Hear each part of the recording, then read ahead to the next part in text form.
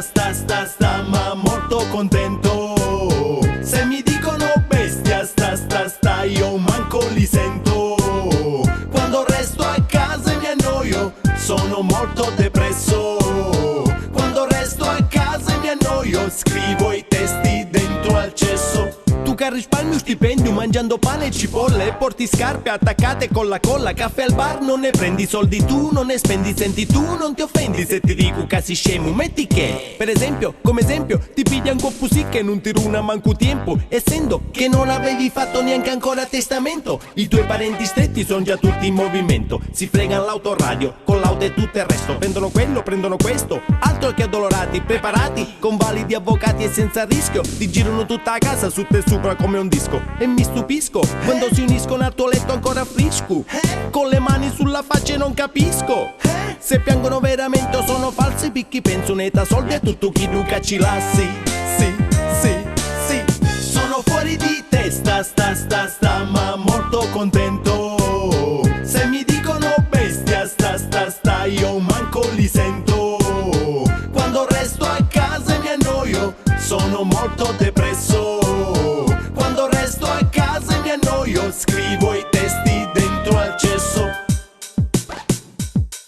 Ma come in ogni cosa c'è il rovescio della medaglia, ed anche questa volta il proverbio non si sbaglia. Se sei ricco tanto prendi spunto, ascolta chi ti conto. Metti che ti senti un giorno dire dal dottore: mi dispiace, lei ha poche ore. Ti incazzi pensando: mannaggia, adesso che facciamo? Ti compri una Ferrari e un aeroplano, e poi un pub e un ristorante americano, e poi butti i soldi, magari ero finestrino. Ti gusta la compagnia e ti compri una pizzeria, e per finire i soldi li regala chi che sia. E quando si povero e pazzo ti telefona il dottore, ti dice: stia tranquillo, c'è stato solo un errore. Sono fuori di testa, sta, ma molto contento. Se mi dicono bestia, sta, io manco li sento. Quando resto a casa e mi annoio, sono molto depresso. Quando resto a casa e mi annoio, scrivo i testi dentro al cesso.